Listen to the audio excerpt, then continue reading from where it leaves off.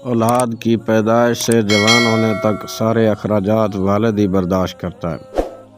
پیدائش پہ خرچہ، کھانے پینے پہننے اور اوڑھنے کا خرچہ، پھر ان کی صحت و آرام پہ خرچہ، غرضے کہ اولاد کی پرورش کے لیے ہر قسم کے اخراجات کو برداشت کرنا یہ تنہا والد ہی کرتا ہے۔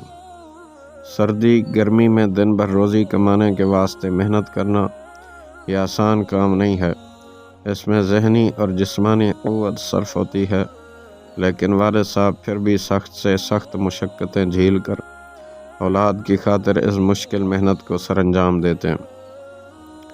وہ اولاد کے حقوق پورے کرنے میں ہی خوش اور مطمئن ہوتے ہیں، اس لیے جب وہ گاڑھے پسینے سے کمائی ہوئی دولت کو اولاد پہ بے دریغ خرچ کر کے ان کو خوش و خرم دیکھتے ہیں تو ان کی ساری تھکان دور ہو جاتی ہے، ان کی محبت کے جذبات کو تسکین حاصل ہوتی ہے۔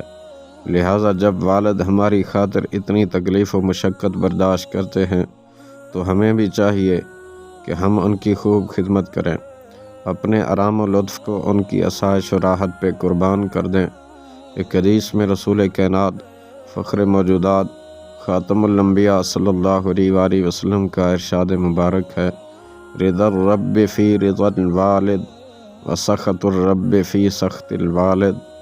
اللہ کی رضا والد کی رضامندی میں ہے اور اللہ کی ناراضگی والد کی ناراضگی میں ہے۔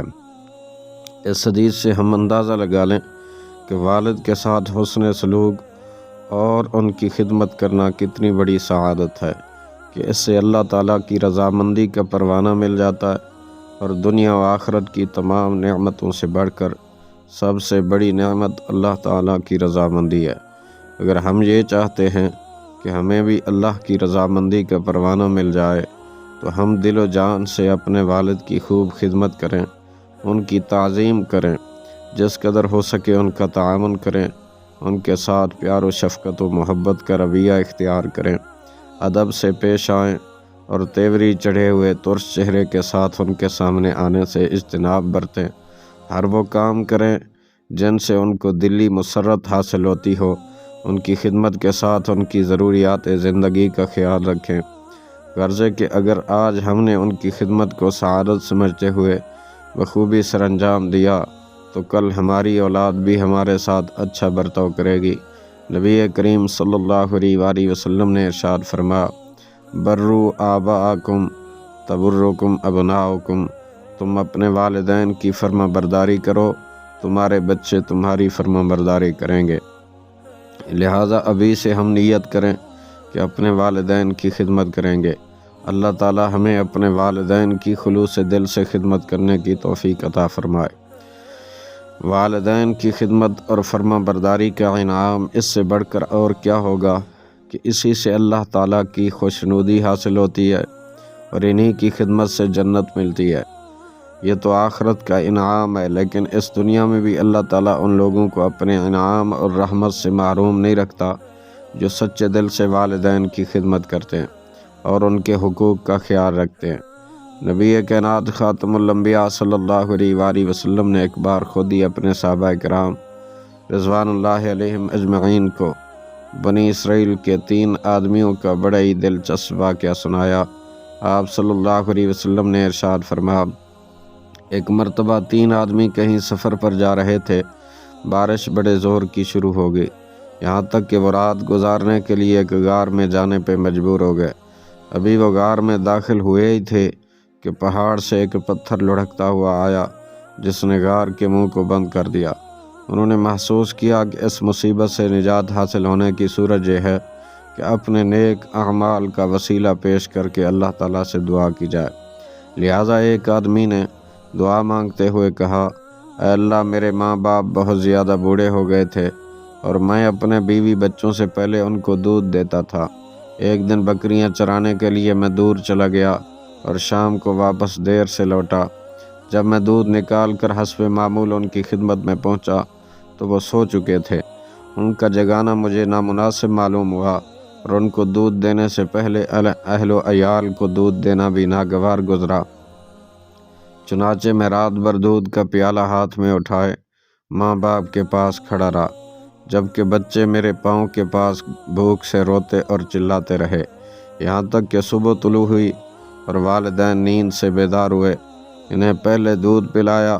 اے اللہ، اگر میں نے یہ کام تیری رضا کے لیے کیا ہے تو ہم سے اس پتھر کی مصیبت کو دور فرما جس میں ہم مبتلا ہیں۔ پتھر تھوڑا سا سرک گیا لیکن غار سے نہیں نکل سکتے تھے۔ دوسرے نے کہا، اے اللہ، میرے چچا کی ایک بیٹی تھی جو مجھے تمام دنیا سے زیادہ بھلی دکھائی دیتی تھی۔ میں نے اس کے ساتھ برائی کا ارادہ کیا اور جب میں نے اس پر قابو پا لیا تو اس نے کہا، اللہ سے ڈر، ایسا نہ کر۔ میں وہاں سے ہٹ گیا، حالانکہ اس لڑکی سے مجھے شدید محبت تھی، اور ان دیناروں کو وہیں چھوڑ کر آ گیا جو میں نے اس کو دیے تھے۔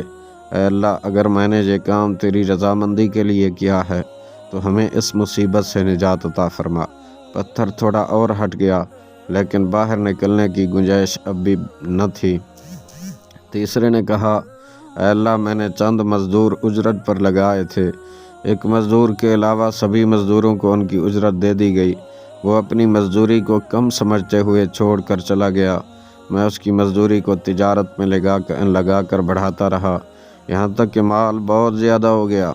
کچھ عرصے کے بعد وہ میرے پاس آیا۔ اس نے کہا، اللہ کے بندے، مجھے میری مزدوری دے دیجئے۔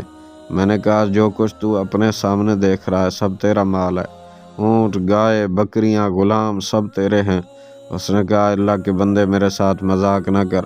میں نے کہا، میں تیرے ساتھ مذاق نہیں کر رہا۔ وہ شخص تمام مال لے کر چلا گیا اور کچھ بھی نہ چھوڑا۔ اے اللہ، اگر میں نے یہ کام تیری خوشنودی کے لیے کیا ہے تو ہم سے ہماری مصیبت دور فرما۔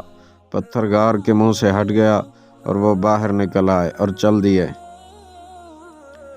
اس شخص کی والدین کے ساتھ محبت کا اندازہ اس بات سے کیجئے کہ ایک طرف اس نے اپنی مشقت کی پرواہ کیے بغیر ماں باپ کی راحت و آرام کی خاطر ساری رات اس حالت میں گزاری کہ دودھ کا پیالہ ہاتھ میں لیے کھڑا رہا اور انہیں جگانا گوارا نہ کیا تاکہ ان کے آرام میں خلل واقع نہ ہو جائے۔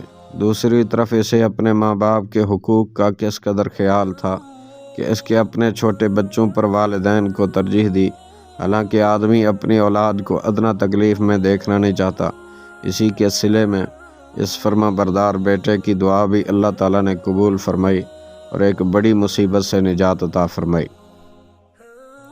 حضرت خواجہ ابو الحسن خرقانی رحمۃ اللہ علیہ کے ایک بھائی نہایت عبادت گزار تھے۔ وہ اکثر دن رات عبادت میں مشغول رہتے اور دونوں بھائی اپنی والدہ کی خدمت بھی خوب کرتے، لہٰذا اگر ابو الحسن رحمۃ اللہ علیہ رات کو عبادت میں مشغول رہتے تو دوسرے بھائی پوری رات ماں کی خدمت گزاری کرتے رہتے۔ ایک دن جب دوسرے بھائی کا نمبر ماں کی خدمت کرنے کا تھا تو انہوں نے آپ سے کہا کہ اگر آپ میری جگہ والدہ کی خدمت میں رہ جائیں تو میں رات بھر عبادت کر لوں۔ آپ نے ان کو اجازت دے دی اور خود ماں کی خدمت میں رہے، لیکن اسی رات عبادت کی ابتدا کرتے ہی آپ کے بھائی نے یہ آواز سنی کہ ہم نے تمہارے بھائی کی مغفرت کر دی اور تمہیں بھی ان کے ساتھ بخش دیا۔